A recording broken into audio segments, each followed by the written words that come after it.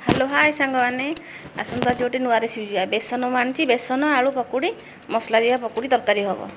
बेसन में लुण पकईदे स्वाद अनुसार तेल गरम करदे तेल छोट छोट कर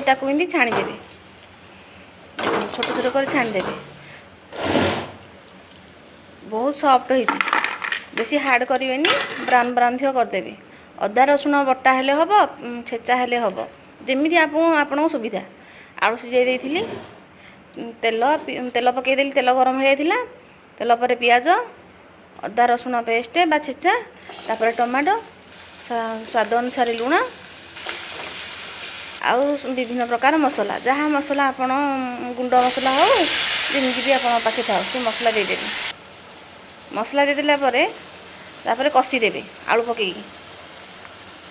कषिदेवे भल भाव मसला दे सारा आलू पकई कषिदेवे तापर जो छाणी थे पकुड़ी गुड़ा से पकुड़ी गुड़ा भी पकईदेवे कषिगला पानी पकईदेवे एबे हो गला तरकारी रेडी देखो एमती पूरा भल भाव कषिदेवे कषिकी पानी देदेवे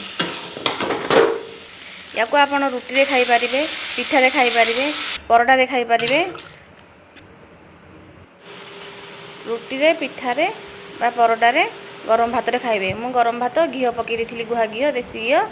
साग होइतिला सलाड होइतिला भात होइतिला केमिति हला मते कमेंट बॉक्स रे निश्चय जणैबे मो चैनल को लाइक करिवे शेयर करिवे वीडियोटी भल होइतिले सब्सक्राइब करिया जम्मा भूलबेनी कमेंट बॉक्स रे निश्चय जणैबे